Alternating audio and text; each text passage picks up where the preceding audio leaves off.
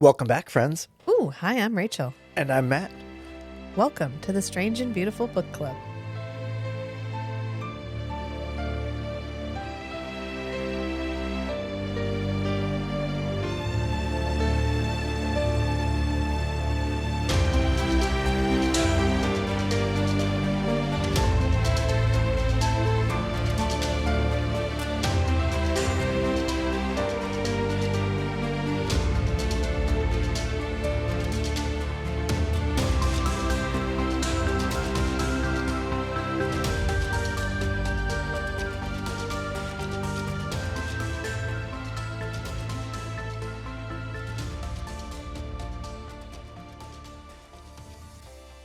Welcome back, friends, as Matt already said. I'm trying to remember to do that again. Welcome back. It's time for another episode, a movie episode, Solaris 2002, or as I like to think of it, George Clooney in space. He's gone on and done some other sci-fi since then, but when this came out, it was like, George Clooney? Batman in space? Like, Right? What is happening right now? And he is surprisingly flexing some pretty robust acting muscles in this movie. Does this movie have anything to do with the book? Not really. Loosely Based on the works of Lem, Stanisław, which we discussed in our book club episode, Solaris. So if you're confused about what that's about, go check it out over there, because we are also still confused about what it's about, but we did actually read it. I thought this was, okay, how to phrase this. As an adaptation of the novel, it's not great, but as a translation of the novel into the most compelling story arc, I thought it was more successful than the 1970s version. Yes. Yeah, it's more comprehensible than the 1970s Solaris. Yeah. As a narrative about people. Right. Yeah, this is again about the wife, because everyone was like, okay, so the book is about his wife? And Lem, I'm sure, was just like, no, God damn it. It's about the struggle of the limits of the human mind exploring into the non-human cosmos. Yeah. But sure, it's about his wife. Fuck it, fine. It's about his wife is there. Yeah, his wife is there. I wonder if he ever looked back and was like, I really wish I'd used someone other than his wife. Right. It's because he needs the guy to get caught up in it. He needs him to get caught up in the fact that, oh, it's my wife and my wife is back, and then lose sight of the fact that this is actually Solaris. Right. She is Solaris. If it was somebody else that he had a less emotional connection to, he may have been able to keep in mind, oh, this is an attempt for this non-human consciousness, the planet Solaris, reaching out to me. Right. And treat it that way. But he gets caught up. Yeah. He gets overwhelmed with. And apparently everybody else does too. Yep.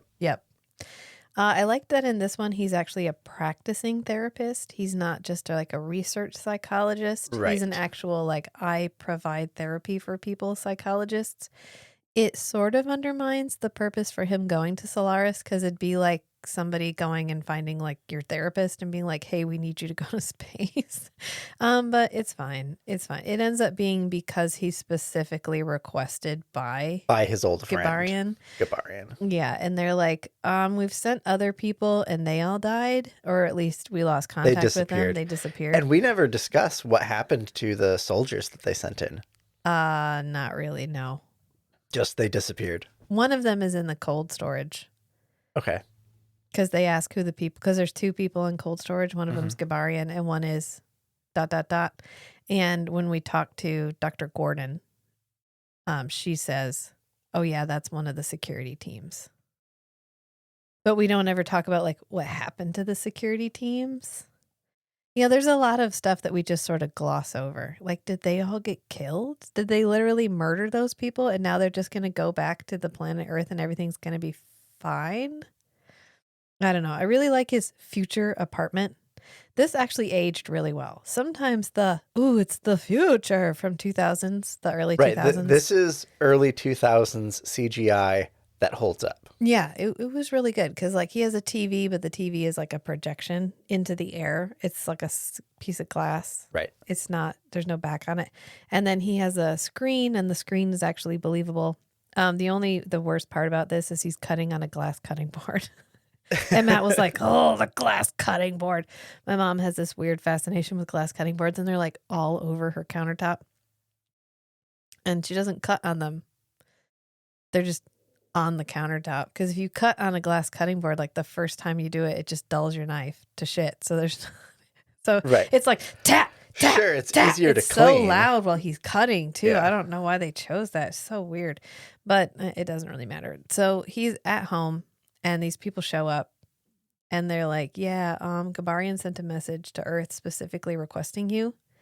And so we're going to have to ask you to go to space. And he's like, I mean, I guess I didn't have any plans. That's fine. But it's implied that the Solaris station was originally created by NASA and has since been sold to... It's been privatized to another company, which I don't think we ever say anything but the acronym. It's like DBT or something. And we don't say it all the way out. I don't know what it stands for. And effectively, it's like a private interest. It's like Jeff Bezos bought the space station. Yeah, because they thought there might be some economic value in Solaris. Power generation, or it could be used for something. Yeah, because there's some weird... It's not really an ocean. It's more of like a star. Right, and it's a weird... like a gas giant almost. It's a weird material. Right. It's made out of. And so they think, okay, maybe this weird like plasma we can use for power generation. Yeah, and Gabarian on the recording is like, yeah, there's just some stuff going on here that I really think like maybe you would be the one that could help us with it. And I would be more specific, and he pauses and goes, people are listening. I mean, what are they going to do if you're like, oh, Solaris is creating like I think that Solaris is creating hallucinations. And we need someone to come here and make sure like we're all okay to come home. Right. I mean, that wasn't hard. They might scuttle the ship. I don't know. It doesn't really matter. But well, if they think it's an alien contaminant, they'll quarantine it and like just nuke it from orbit. Yeah, I guess. But they don't want to die. They don't, I guess. They're like, no, send that man to die instead. So they've shut down the AI because he's like, what about the AI that runs the station? And they're like, oh, they've shut it down. And we sent a security team and we lost contact, blah, blah, blah. And they're like, we feel that you can negotiate their safe return. So that's why we're sending you. Like, we're sending you as a hostage negotiator. Like, They are the hostages. No one's holding them hostage. They're just refusing to come home. And we can't get them off the station. So we're sending you in there to talk them off the station. And he goes, okay, you want me to get their safe return. Okay, so is that what everyone wants? Like, is that what you really want? That's what the corporate interest is. And they're like, yeah, of course. Yep. I thought Solaris looked really pretty. I liked the big loopy energy like the star spike things. Star-like, call them coronal something. Yeah, the coronal bands or whatever.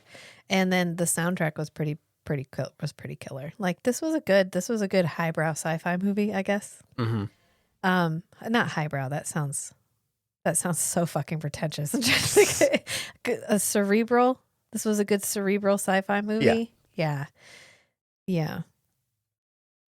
And so he arrives, and there's blood all over the station. There's like a trail of blood. Yeah, he comes in and nobody greets him like in the novel. I thought this was the most effectively creepy introduction into, like, the book is creepy when he first arrives. This felt as creepy as the book. I thought in 1972 it just felt like it was a ship full of bachelors, like it was trashy and whatever. But this is like, there's blood, there's disembodied screaming from somewhere. And the cooler room is like right next to where the shuttle lands. It's like, oh, here's the shuttle. Oh, you walked through this door. Oh, here's where we keep the dead people. So he like goes in there and there's Gabarian. Because he doesn't know at this point that Gabarian is dead. He thinks he's going there to meet with him to like negotiate getting him home. And then there's two bodies in there, and we kind of pan up and see that there's blood on the ceiling. and then you just leave that Yeah, for we don't like address that till the the end of whole the movie. rest of the movie. Yeah. And then he finally meets with this guy, Snow, which Snow is sometimes what rat is Snout. snout Snout is / rat. translated to. So in some translations of Solaris, he's referred to as Snow. Oh, okay. And I think that's why they've made him Snow in this. But someone needed to tie this man's hands down to the chair, and they needed to take away his fucking bubble gum. I can't stand an actor that acts through gum. Like, I fucking can't. And he is the worst at it that I have ever seen. I don't know what they were going for, because this actor has played in other stuff, and he does this, and he's always this character. He's always this, like, I gesture with my hands really weirdly, and I'm always like darting my head around, and I always look like I smell. Like, you know, the people that look like they smell, he looks like he smells, and then he has like this gum that he's chewing the whole time, and I'm just like this character made me rage, which luckily I he's didn't know not in you it felt very this often. way. He's not in it very often, thank God. He plays in Twister. He's one of the guys that drive the cars in Twister. And he's not that bad in Twister, but then he goes on to be in like 1 or 2 episodes of like every television show ever. And he's always this character. This is probably the worst example of it. The guy's name, which I should probably mention, is Jeremy Davies. And I don't know. I don't know why he bothered me as much as he did, but he did, because this guy is supposed to be like, I don't know. He's supposed to be a like example of this science team, and he looks like he got there because he wanted a video game, and it was actually a recruitment tool, and so they picked him up and brought him to Solaris. Right. He's the Dennis Nedry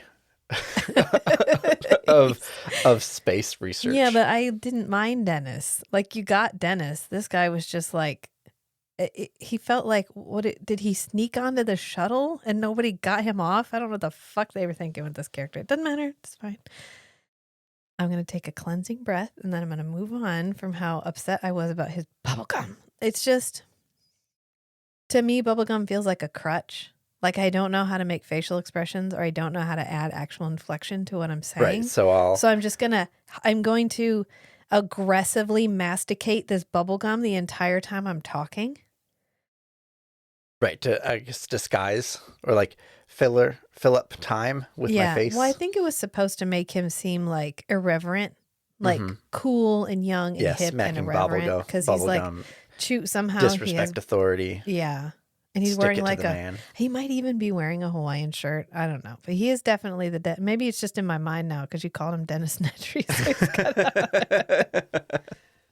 So but these people, this person, and then Viola Davis, which surprised Viola Davis. I didn't realize she was in this. And then they opened the door and it's Viola Davis. And I was like, hell yeah, I love Viola. So she's in this. And she takes the place of Sartorius as Dr. Gordon. So it's a female, a black female, huzzah. And she's the like logical physicist scientist. And leader of the expedition. And like the funniest part is when he goes to talk to, I don't even remember, Snow, I guess. And Snow is like, yeah. So, like they were all like, but there were other people. They mentioned, he's like, oh, like who's in the cooler room with Gabarian? And he's like, oh yeah, that's like one of the people that they sent here to like get us to go back home or whatever. And then he's like, yeah, also Katarn is dead and Reese disappeared. He had like lists off all these people that never existed anywhere ever before. Probably just to make the station feel like there's not just 3 people occupied. On it. Yeah. And that's pretty much it. And when he goes to see, like, we kind of shorten the very beginning. He sees Snow and then he immediately goes to see Dr. Gordon in the lab. And we end up seeing a child running around instead of a young woman like we saw in 1972. Or again, and I'm quoting, like in the book where we saw the negress, quote unquote, who was Gabarian's visitor, guest, G unit, whatever you want to call it. G formation. And they end up straight up telling him, he's like, who's that kid? And Snow is like, oh, yeah, that's Gabarian's son. And so when he says, how is that possible? They're like, I think that's why you're here, because Solaris is making these people and they're appearing to us and they're not real. And no matter how many times you kill them, they keep coming back. Ding. You're like, wow, how hard was that? This is the only adaptation where these scientists are straightforward and explain things and give the guy all the data to start with instead Right, of just up being front. like, you'll see. Yeah. Yeah. And then they have a meeting. He's like, okay, I'm calling a family meeting. And so they have a family meeting at the table. And Gordon is like, I'm going to stop these things. I don't want to go home. There's a good possibility that if we just leave, then they will stop happening, because it might be that we need to be by Solaris. But I'm not willing to take that chance Right. because They could follow us home and then this phenomena could well, happen on Earth. she also says, I want to win. Yeah. I want to be smarter than a planet. I mean, goals, I guess. That's fine. It's Ambitions. It's basically just That's like, why she's the boss. it's like I'll always be haunted by the knowledge that I couldn't stop this. So I need to stop it. Yeah. Yeah. And Snow doesn't have a visitor, or he says he's stopped coming around. Right. And which was an interesting twist on the novel. George Clooney's character is like, why? And he's like, meh.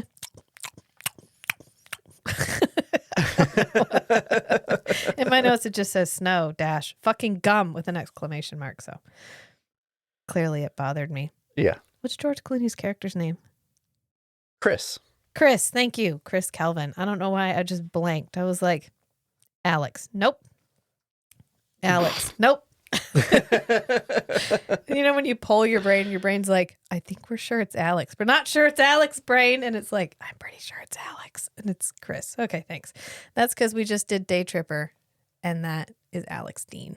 And so pretty much they're there, like we said, to test the viability of this planet for power generation or commercial properties or whatever. And we actually get the same line this is interesting because it's one of the few lines that we actually carried over from the book into both adaptations. And it's the mirror line. Right. Except in the book, it's, we don't need other planets. We need a mirror. And in this one, it was, we don't want other planets. We want mirrors. Right. Because the reason we're going out and trying to find other cultures and other planets and make contact with other people is because we want to see ourselves in somebody else's eyes. Right. And I thought that was really interesting. And so what Solaris is actually providing for them is mirrors. Right. Subconsciously, they want an external perspective on what humanity looks like to something not human. And they're getting it and they don't want it. Yeah. Yeah. Like, no, I don't want that kind of revelation. Go back. I want the kind where it's like Star Trek, where we just create a utopia, not the, oh, let me show you your deepest, darkest deficiencies. Desires. Yeah. Yeah. And then we get the dream about his wife, which I do like the portrayal of the chemistry between him and his wife. Right. His wife's actually a character. Yeah, his wife actually gets to be a character. They're not 19 and 29. Right. They are older, like mature adults who have fallen in love. And I love that because I get so tired. Real love only exists for the young, apparently, according to romance novels, but only if the man is like 500 and the girl is 19. That's how that works. George Clooney is, I don't know how old he was in this, but it's just nice that she looks mature, he looks mature, and then they have this instant connection, and they have a ton of chemistry as characters. Oh, yeah. And we actually get a lot of George Clooney's ass-ets. Ass-ets. I guess the sex scene was filmed with just George Clooney and her and the director in a closed set. Okay. And the director was holding the camera and he was just walking around while they were doing the sex scene. And they were like, that's why it feels so like passionate on screen, is because there weren't like 50 people in the room. It was just the two of us and the director. And it's great. It's good. Like, you believe that these two people are at least desperately in some kind of emotional commitment, whether they're desperately in lust or in love or whatever. Right. They're drawn toward each other. They are drawn towards each other. And then we see the planet, and on the planet, there's these lights, and the lights connect, kind of like nerve endings connect. Mm-hmm. And I thought that was a really cool effect. And then she's not Henry, she's Rheya. Harry. Yeah, Yeah, Harry. Harry, Sorry. Rheya. She's not Harry, she's Rheya. And this is actually, in some translations, just like Snout becomes Snow, Harry becomes Rheya. Okay, to like Americanize it? Or I guess, and it's because Anglicize it? Rheya is like the mother of all the gods in Greek Okay. mythology, so it's supposed to be symbolic. I don't know. I'm just going to put that on the table. Take that for what you want. If that's not what the original author named her, then okay. I mean, I don't know why we translate Harry to Rheya unless Harry is the Polish form of Rheya. Well, maybe because Harry in English is a guy's name. Maybe. I don't know. But she's not Harry in this one. She's Rheya. And it's fine. It works. It's okay. She's a completely different character, so it makes a lot of sense. She's not 19. Right. She is not this innocent, but honey, where's the kitchen? I need to cook you food. It's like she was a troubled, chaotic, difficult person that he loved and did not really understand. Yeah. And so the real conflict is this is his second chance to treat her more delicately, to treat her as preciously as he remembers her in his memory. Because he took her for granted when he had her. Or he didn't work to understand what he had. He fell in love with her as the wild woman. Yeah. But then he expected her to settle down. He didn't realize the wildness was such an integral part of her. Maybe he thought it was just the exuberance of youth and drink. Yeah. But it's just who she is. She's restless. Yeah. And he expected her to just settle down with him. You have no experience with restless women. You don't know what that's about. So, I don't know. Do you feel like you can qualitatively talk about what it's like to have a woman who can't hold down a job and is constantly in motion? Not me. I did like when he's talking to Gabarian. Did not like. I remarked upon the moment where he's talking to Gabarian in his flashback, because we have kind of an extended dream of them getting together. And there's a part where he's at this dinner and she's there, but he's not there with her. He's there with Gabarian. Right. He saw her on the train, on the subway there. Holding a lock. Like a doorknob. Right. Which we never get an explanation for, and I love. And then they're at the same party. Yeah. I think it's at a restaurant, and I guess Gabarian knows her. Yeah. But she's not like Rheya. part of their group. She's at her own table. Yeah. And then they like... He only has eyes for her. He picks her up at the bar. Right, because Gabarian's trying to talk to her. Talk to George Clooney. He's trying to talk to Chris, and Chris is just watching her, and he's like, all right, go ahead. That's Rheya. And he says, and this is the part I was getting to, she's a bit tricky, but I guess she's worthwhile. And it's sort of implied he's talking about she's physically worthwhile. Oh, I interpreted it as she's tricky because she's like unpredictable. Yeah. But she's interesting enough as a person to be worthwhile getting to know. The way it read to me was like, if you can get in her pants, it's worth the time. Like, it's tricky to get her, but if you can get her, it's worth it. I didn't get any sense that Gabarian was a ladies' man. Yeah. Because he's already married with a kid. That's interesting that we interpreted that scene entirely differently. Yeah. Yeah, because George Clooney goes over to talk to her. And she says, all right, make it good. Like, before he says anything. Like, you better have a really good line. Yeah, really good pickup line. And he goes, well, what do you suggest? And she goes, you might try poetry. I loved their interaction. Every one of their interactions felt really believable. Mm-hmm. And it felt really, I am a complete woman, and I know I'm a lot, and I'm never going to be less. So I'm never going to lie to you and be smaller because I'd rather you spit me out now than later. Right. And he ends up quoting Thomas, like, death shall have no dominion, which it turns out is like the only line from the poem that he knows. Yeah. Yeah. And she's like, okay, good. Like, that was a good one. I like that poetry book. And then we kind of come back because he wakes up and she's there. And we get the like, oh shit, I've got a guest. Yeah. Oh no, it's my wife. And he immediately runs off to go talk to everybody instead of being like, I'm going to hide this. Actually, he ends up sending her off in a shuttle. Yeah. Like that's the same thing that happens in the book and both adaptations. Is like the only thing that happens in all three is his first reaction is to send her into space. He's like, go, no, go Right, by now. because he knows she can't be real. Yeah. Because he was there when she died, or he found her dead body. So he knows for sure that she's dead. Yeah.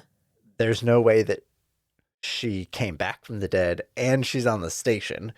So whatever that is, it's not her. Right. And I did like the moment when he first sees her because he gets up and runs out of bed and then he's like, no, oh shit. And then he does this thing where he like looks down at the ground like, okay. Like he's centering himself. Like when I look up, she's not going to be there. And then when he looks up and she's there, there's this believable moment of like, oh my God, like relief, but fear, but like sadness all mixed into one.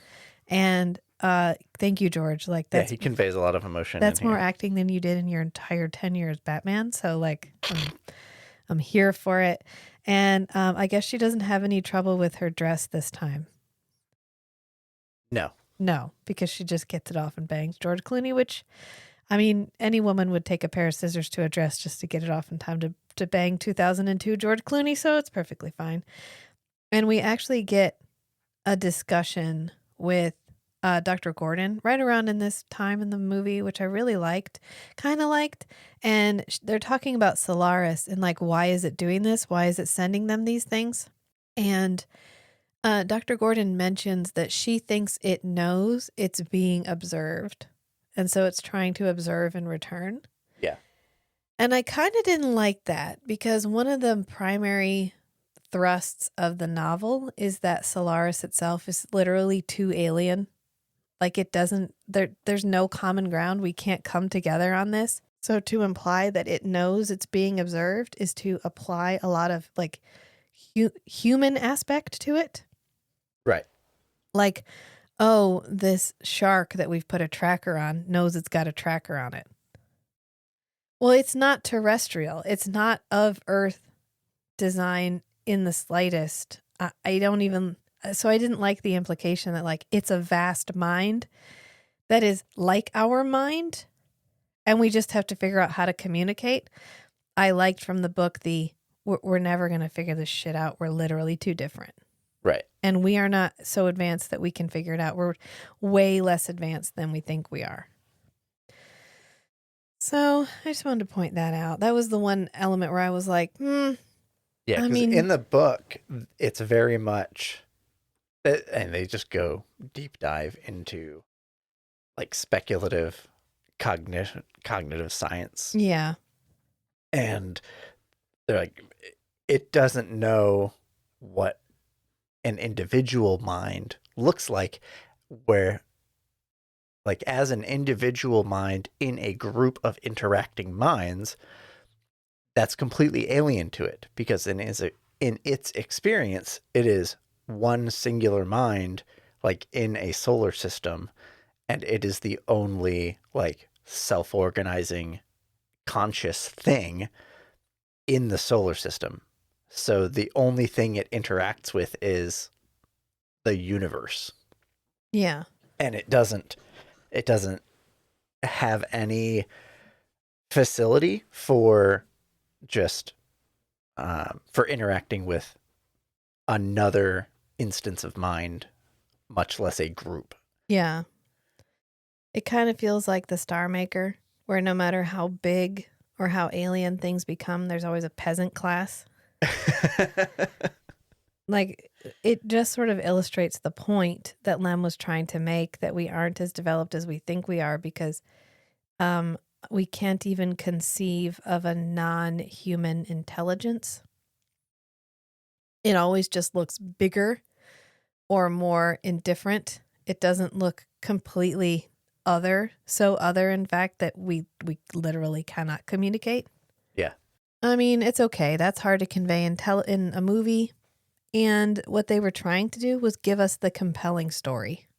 Right. And the compelling story was George Clooney and his wife. Right. Was Chris and Rheya.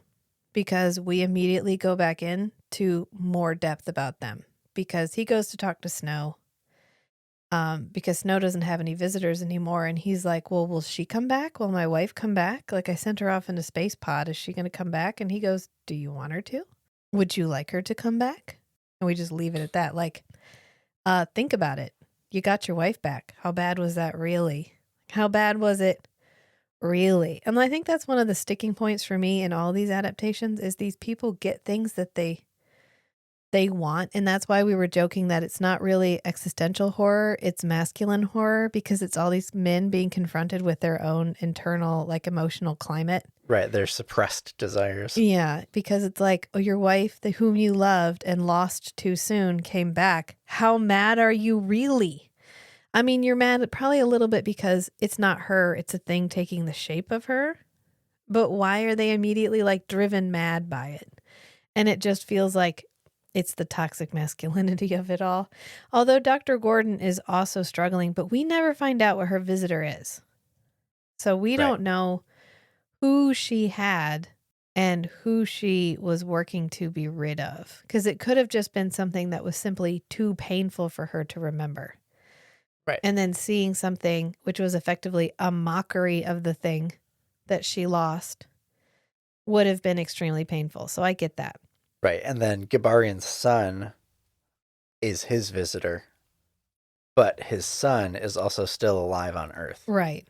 So he knows that it can't be his son, but I guess it's not like he's getting back a thing that he had lost because he didn't lose it. His son's still alive. Yeah, he's just not with him. Yeah. And so that would have felt weird because that would have made it even more obvious that this thing was not human. It was not real. Right. It was just an echo. Yeah. And then we get more George Clooney and Rheya and their cute ass relationship. Like the scene where they're eating noodles naked on the bed. And we get more of George Clooney's asset. Honestly, he's naked a lot in this movie. Like a fair amount. It almost got an R rating because of how much of his ass is in this movie.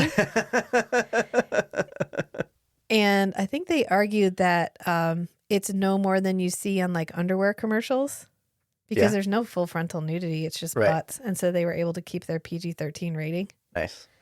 Because a lot of times R for a movie that doesn't really deserve the R is sort of the kiss of death because it limits your audience so much. And then we get this interesting discussion where she's talking about how when she was a child, she had this imaginary friend named Mika Shelley. And Mika Shelley lived in her room.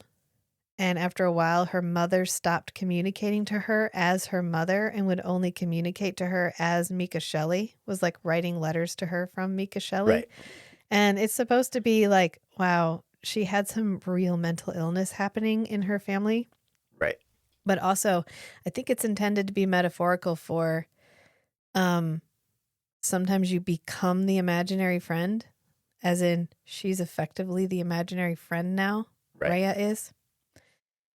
And I thought that was really interesting. We also get an interesting analogy to his relationship with Rheya. Yeah, that she isn't even Rheya. She is his imaginary version of who Rheya was. Because the only thing that Solaris has to go off of is what's in his memory. So she is literally just an echo of what he remembers her as being like. She isn't even actually her. Right. And then we get another flashback. And this one was kind of painful because it's where we start to see the downfall, which felt a lot better than if you leave me, I will kill myself. Oh, you left me and now I kill myself from the last two. Right. Which was like, I mean, sad, but also, again, that's coercive control. that person needed a lot of help. And so does Rheya, but the culmination, the events that culminate in her taking her own life are heart-wrenching and like understandable. Not understandable in that, but it gives you a better perspective of who she was and the sort of mindset that led to her doing what she did instead of her just being so young. And why he would have been angry and left. Yeah. It gives everybody motivate instead of just like, well, we felt you were 19, then you turned 20 and I didn't want you anymore. I wanted an 18-year-old again because I'm Leonardo DiCaprio at heart and I was going to dump you. And we actually see her having a conversation with him and Gabarian and this other woman. And they're talking about God. And she's trying to say, like, are you trying to tell me that there's no chance that there is a God? And George Clooney's like, well, I don't think there's a man with a beard in the sky who decides what we do. And she's like, I'm not talking about that. You're ascribing human characteristics to God. I'm not talking about a God that mimics human characteristics. I'm talking about something entirely other, like Solaris, wink, wink. And George Clooney's like, nah, they just outright dismiss her. Right, which mirrors a conversation from the book about the crippled God. Yeah. The defective God. Yeah.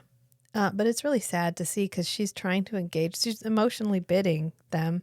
Right. And they're just like, bah, stop being stupid. Nobody still believes in God. They mansplain it to her. Yeah, even the woman does. Even the woman supports this misogynist moment. She backs up this like, it's a very, you're a child, stop acting like a child. And it's, ugh. I've been in those conversations and they fucking sucked. And I hated watching it too. So yeah, where it's like, you don't know anything, honey. It's okay. Don't try to think too hard. And what she's saying something extremely intelligent and interesting, but they're not hearing her. They're just hearing, what about God? And they're like, well, there is no God. Well, I'm not talking about the God, Christian God. I'm talking about like an entire other like a entire other world being that we can't comprehend. Like the Star Maker, kind of. Mm-hmm. Except I'm pretty sure Star Maker made peasants. I don't know. But well, the Star Maker didn't. I'm teasing. But by the time the book comes around, yeah, the Star Maker isn't setting out to make a particular thing. Right. They're making a universe with the most possibilities. Right. Yeah. Yeah. Anyway, I thought that was kind of hard to watch, but also it gives you the beginning of the slide, because then we start to learn more about like Rheya struggled with mental illness and depression, and remembering their conflict really gives us a base for why her reappearance is so impactful. And I think this movie does the best job of it. Yeah. Out of all of them. This definitely gives us the best my wife is back narrative. That's what I'm saying. This one was like, okay, we're going to take the most compelling part of this book and we're going to make it super compelling. Like, we're just going to go all in. We're not going to try to cover everything. We're not going to try to cover how it's an ocean. We're going to leave out the sending your brainwaves into the ocean and all that stuff. We're just going to focus on what it would be like to be given what you feel is a second chance. And would you be able to recognize that it was a false second chance? Even if the second chance, like she says, she's like, I have her memories, but they feel like watching a video. I'm not there. Right. I don't remember them. The experience of being there. Yeah, I remember them, but I don't remember being there. And what we find out is she actually got an abortion without telling him. Yeah. And they had a huge fight about it. And she's like, I didn't even know you wanted children. I thought that you would be fine with this. And he's like, it doesn't matter what I wanted. We should have talked about it beforehand. And ultimately, yes, it's her body, her choice. But when you're in a partnership, I can understand his point of, you could have the decision was yours, but I wanted to know it was happening. Because he could have said he doesn't have the right to stop her from doing it, but he has the right to express his feelings about it. Right. And because, he was a participant in, he was there when it happened. So he doesn't get a choice, but he gets to, you know what I'm saying? He gets to have a moment and say, well, I do actually want a child. Would you ever consider keeping it? Like, I'll be there for you. I'll change all the diapers. I'll whatever. Yeah. What are you really worried about? Let's talk through it. And what she's worried about is her mom was extremely mentally ill. She struggles with her own mental health, and she's concerned about what that would mean for a child, which is a valid point, but he's not hearing her. He's only hearing his own disappointment in the moment. Right. And then we come back to the present time, and Snow gets to have this really weird little discussion because Chris goes to talk to him, and he's like, the only way this is going to get solved is right now we have woman and woman, and we need to get them together and make women. And that's when the good shit happens. That was so weird. Like, we need to get the women on the same page and they will save us because they're smart and they'll figure it out. Right. Would you like a stick of gum? Like, we need to get Dr. Gordon and your imaginary wife together because the combined mental prowess of your imaginary wife and Dr. Gordon exceeds our problem-solving ability. And I'm not saying that that's probably not true, because it probably is, but this is expressed in such a weird 2002 way. It feels like they were trying to make a feminist statement, but through the weird dude, like the weird gum-chewing, hand-articulating stoner smelly guy who happens to be on this spaceship and literally just because nobody asked why. Yeah, only women can save the community. Right. Yeah. And what it turns out is Dr. Gordon is completely unwilling to entertain a discussion with the imaginary wife. She's like, we can't assume this is benign, which is fair. Yeah. Yeah. And what if it follows us back? What if this starts happening to everyone on Earth? What's going to happen? Another fair point. Right. And they're like, we can't really be ashamed. What did she say? Something about we can't be ashamed of the visitors, but we can be ashamed of the things that we've done to them or the things that people will do to them. Like, you have no idea what might happen if we go back and all of these people, everyone on Earth starts to get a visitor. What happens to the visitors? Who's responsible for that? Is it immoral? If you kill your visitor, every single day, or you torture them, or you whatever, are they people? Are they not? This is a huge thing. Like, this is bigger than us. We can't even risk this. Yeah. And Gordon calls out Chris for being so completely and so quickly lost in this, because he was sent there to save them, to talk them out of this. And as soon as he got there, he was like, but my wife, though. But my wife. And she goes, she's here. She goes, of course she's pretty. Of course she's attractive. Of course she's your wife, because if she was ugly, you would hate her. You wouldn't want her to stay around if it wasn't your beautiful wife. That's why she's your beautiful wife. She's like a poisonous frog that's all brightly colored. She's meant to attract you. She's meant to be enticing. She's meant to be someone that you want to hold on to. And that's why we can't assume that it's benign, which, huzzah, she's the only person in any of the adaptations. Right, who really raises that. That raises that as a potential issue. And he's like, okay, but like, why was Gabarian's his son? Or are they like puppets? Like, are these people our puppets? And they're like, maybe we're their puppets. Who's the real boy? Like, who's the real people here? Yeah. And they're like, well, what do you think it wants? And Gordon says, there are no answers, only choices. We can't know what Solaris wants. Right. It's incomprehensible. Yeah, we only get to choose what we do about it. Right. And we explore in the book a lot more, is this a conscious act of the planet? Yeah, or is it just a thing it's Or doing? is it just a reflex? But in the book, we also have a whole thing about how the planet will just reproduce objects. Yeah. We end up with a lot more context about this isn't the first time it has mirrored things. It's just the first time it's been this much. Right. Usually it's inanimate things. And so I think this version had the potential to be like a much better narrative about Chris and Rheya, as well as do some of the same exploration of what is the planet? What does it mean to humanity to be trying to interact with this planet? Just by throwing in, like, well, for one, why are we so interested in researching this planet? Yeah. Right. The only one they pull out is power generation. But in the book, we have an actual scientific interest hook. Yeah. Of, oh, it's supposed to, all of our models say this is an unstable orbit of this planet around these binary stars. Yeah.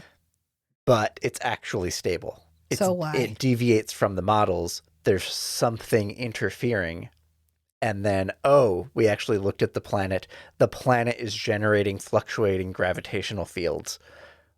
What is doing that? There's no like big technology on the planet. There's just this goo ocean. Yeah. Okay. Goo ocean. Let's look at the goo. Let's poke the goo. And they start poking the goo, and the goo reacts to them in a way that seems like a living thing. It seems like a form of intelligence.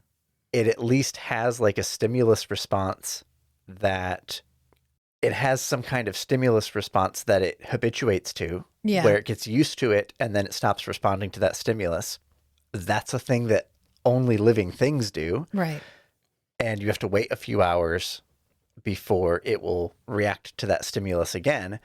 And it has a lot of this like self-organizing activity, and the goo just pops up these complex geometric structures that float in the sky and slowly mutate, and we don't know what's going on with that. Nope. And so there's all this interesting stuff that the planet's doing, and those are like the hooks for why we're continuing to research the planet. Yeah. As more than just here's a weird looking star like thing.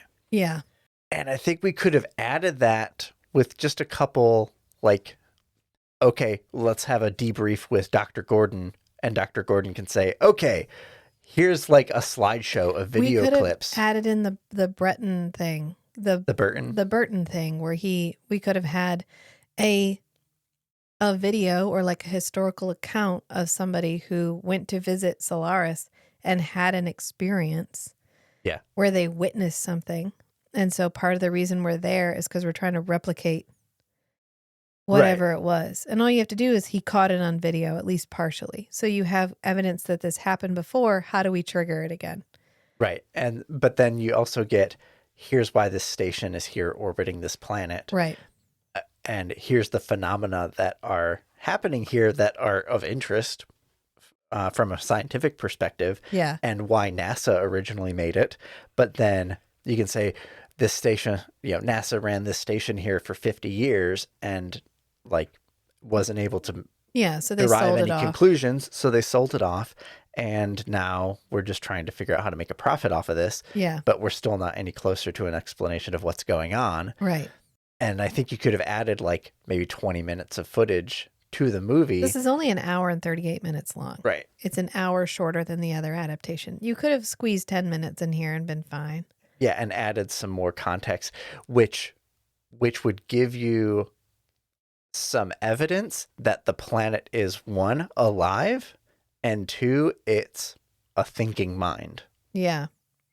More than just, it's alive and it's trying to talk to us through these blah blah blah through space. echoes of the the important people in our minds. Yeah.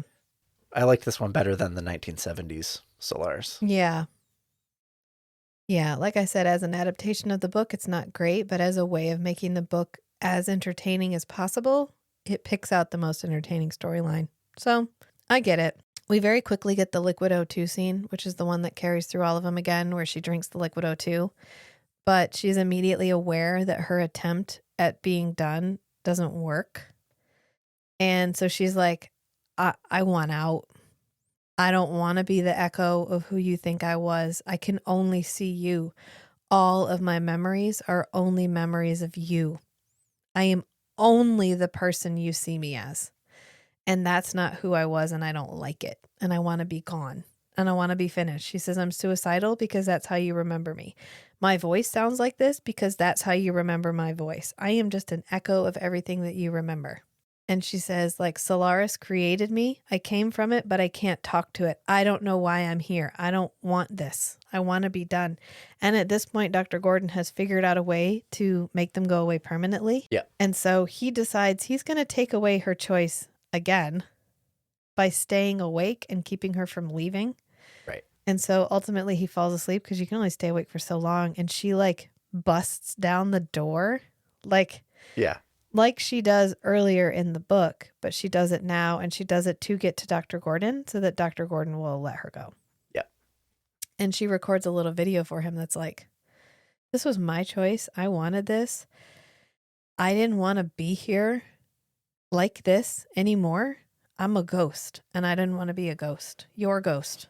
I'm just yours, and I don't want to be yours anymore. Right. She can recognize that she's incomplete and it chafes. Yeah. Yeah, she doesn't know. She's two-dimensional. She doesn't know where all of her other, doesn't know the rest of herself, and she can't because she can only know about herself what he knew about her. Yeah. And that has to hurt Mm-hmm. because she's just independent enough to realize that that wasn't who she was, that she existed independent of him, and that their love affair was sweet and great, but it wasn't so great that she didn't want to exist except in his eyes. Right. And the motivations of her character, I think, are, and I guess not just the motivations, but what is going on in her mind, I think is made a lot more clear in this adaptation. Yeah. And it reminds me of a book called Permutation City, which is a Greg Egan book. You don't have to read it. But how well you know me. It starts off with trying to scan people's minds into computer simulations. And eventually they get it to work. And probably the last 2/3 of the novel is an exploration of what that might be like living inside a computer simulation that's a faithful representation of your mind. Yeah. But at the beginning, we get these snippets of the early attempts to do it, and like interacting with the person in the simulation interacting with the real world. Like, it's all slowed down because the computers can't run the simulated mind very efficiently. Yeah. And so to have a like an interactive communication, the person in the real world has to record their message and send it, but then wait for a lot of real world time for like 5 minutes to pass in the simulation for the person to watch their message and then like communicate back. Anyway, the first one we have is this guy wakes up in this room, whatever, and I think he's maybe one of the researchers. He's like a scan of one of the researchers working on this. And over the course of about 10 or 15 minutes inside the simulation, he realizes that, oh, I'm in the simulation, and he doesn't like it. And so he's like, okay, I'm going to hit the abort button. and he tries to get the abort button. I think the first snippet, he hits the abort button like right away. Yeah. And then we get another one where he's been, his like scan is simulated again, and he goes to hit the abort button, and it's gone. And so he's like yelling at the guy. He's like, dude, like, there's legislation about simulating human minds, and there always needs to be a like kill button Yeah. so that the person being simulated can like end the simulation. Yeah. As part of like a, death with dignity Yeah. kind of thing. And he's like, this is illegal.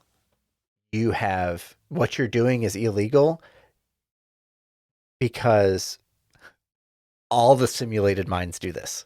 Yeah. Anytime you spin up a mind in the simulation, they hit abort very quickly. And so they can't get good data on like how do we improve the simulation so that the people, like, it doesn't chafe at them. Yeah. And they want to end it because everybody just aborts right away. Yeah. And it's because they realize that they're not real. They can feel the limitations of the simulation.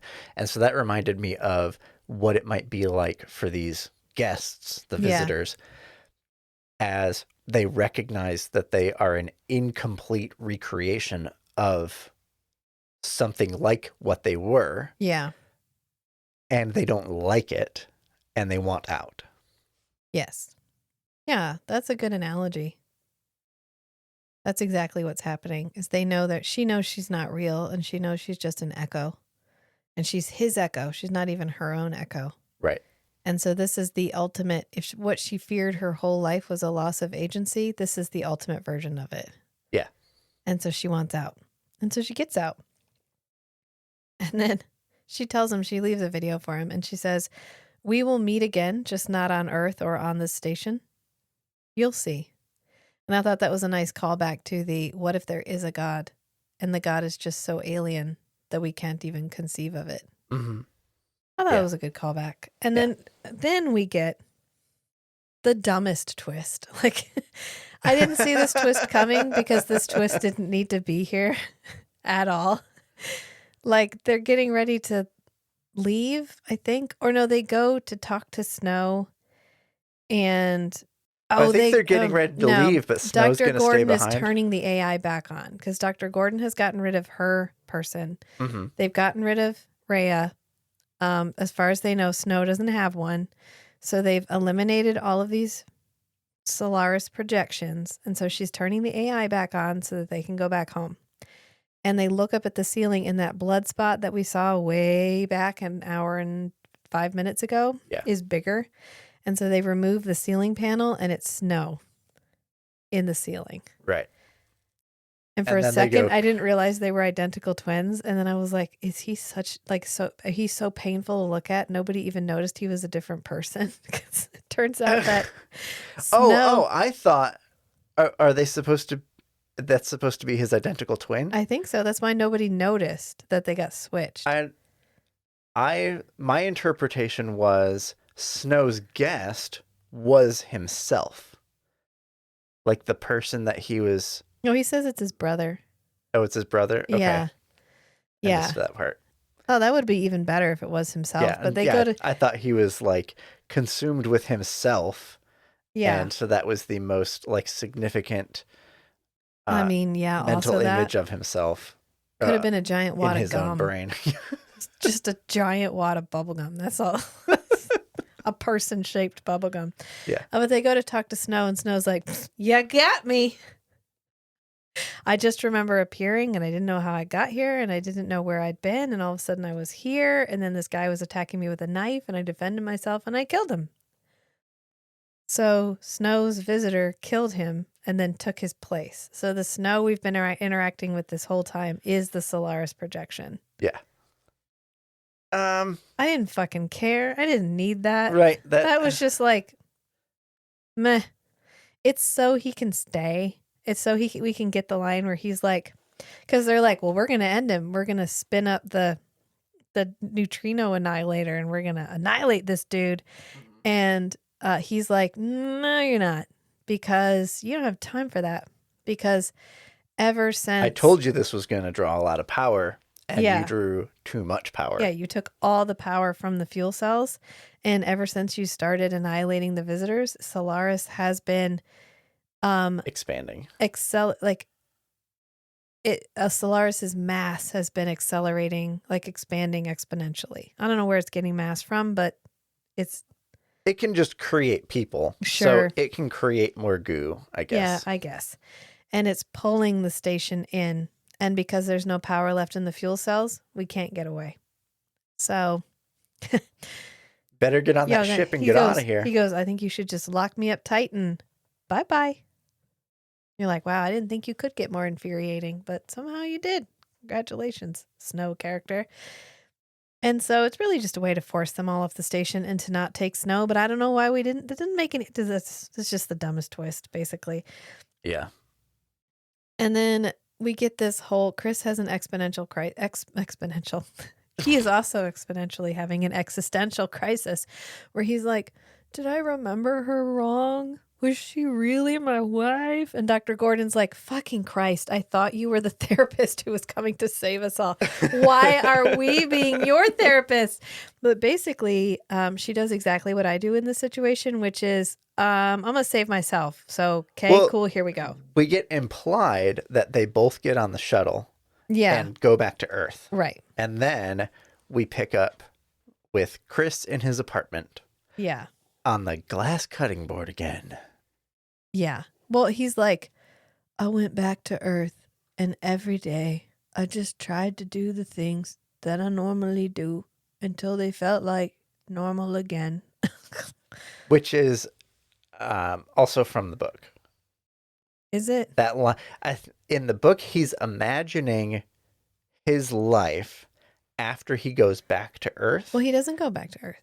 He doesn't. Oh, okay. He's imagining his life if he goes back to Earth, and how pale that experience would be in contrast to the great mystery of Solaris. The experience of Solaris. Yeah.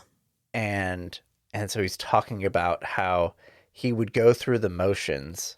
He would have friends. He might even get married, but his attention would never fully be with the people that he's with on Earth. A small piece of his attention would always be on Solaris. Yeah.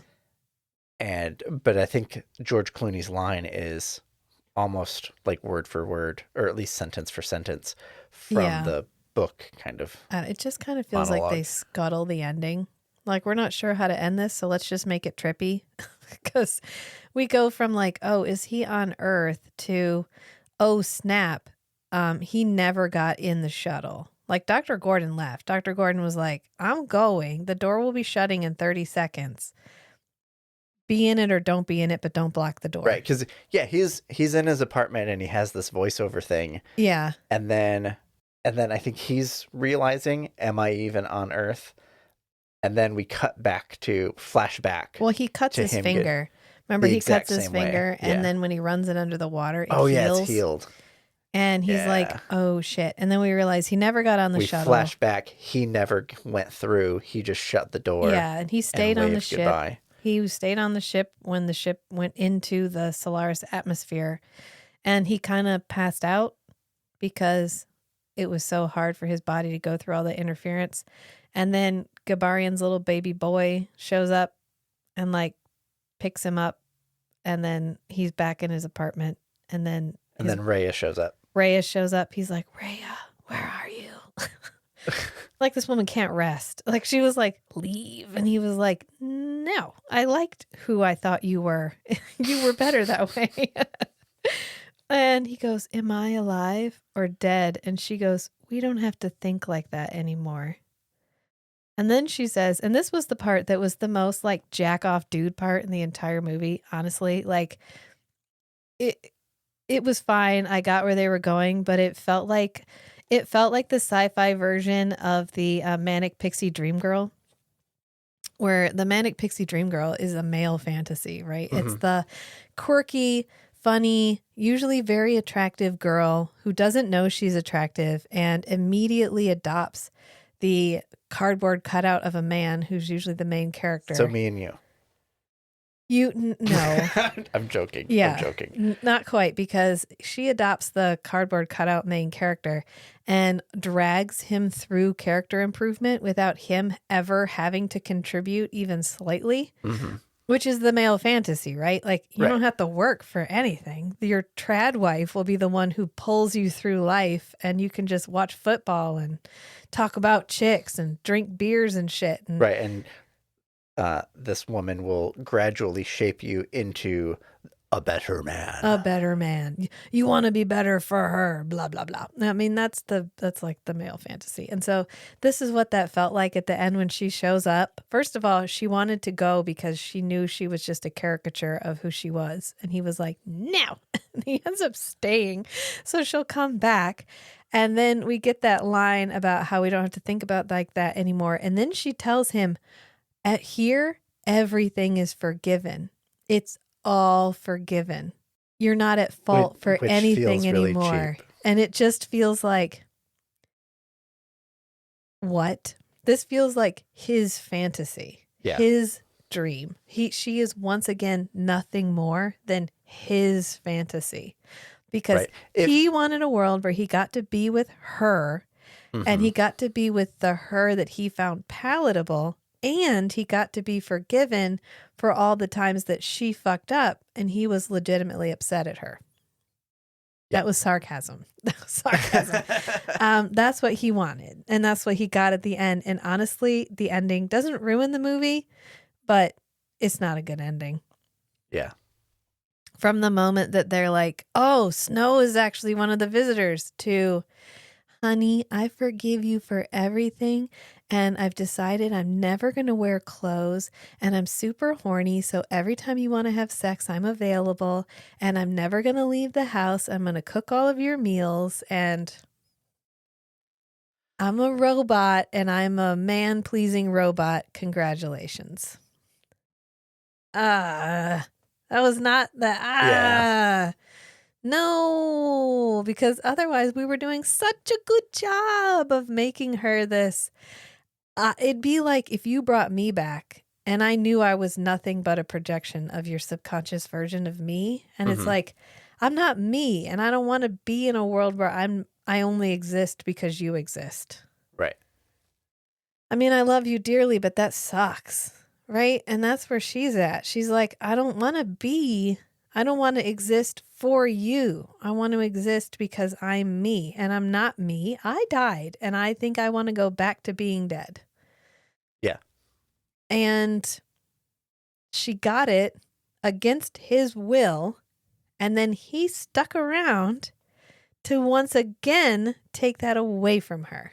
Do you think the version of her that shows up is a continuation of the version of her that was on the station, or do you think it's a new iteration? Even if it's a new iteration, it's going to come to the same conclusion eventually. Yeah. Because given enough time, it's going to realize it has no memories that are not memories of them together. And she has no personality that is not the projection of who he thinks she is. Right. So it just feels like so male fantasy that I didn't like the ending. I did not like the ending. I felt like it totally scuttles what was otherwise a really interesting movie. Yeah. And I don't know what choices were made and why we went there. I mean, I get objectively where we were going. They get to be together and they get to be happy forever. Or at least he gets to be together. Like maybe he actually did die and that's heaven. Maybe it's Solaris, but if he did die, Maybe and that's heaven, maybe this is Solaris playing out projections of both of them. yeah, but again, it can't have any knowledge of her that he doesn't have. Right. It can't extrapolate that. It can't pull. It's not like the end of AI where it can recreate a pathway. Right. To the actual person's soul. Yeah. Yeah. But only for a day. God, that movie is criminally underrated. Yeah. AI. Mm-hmm.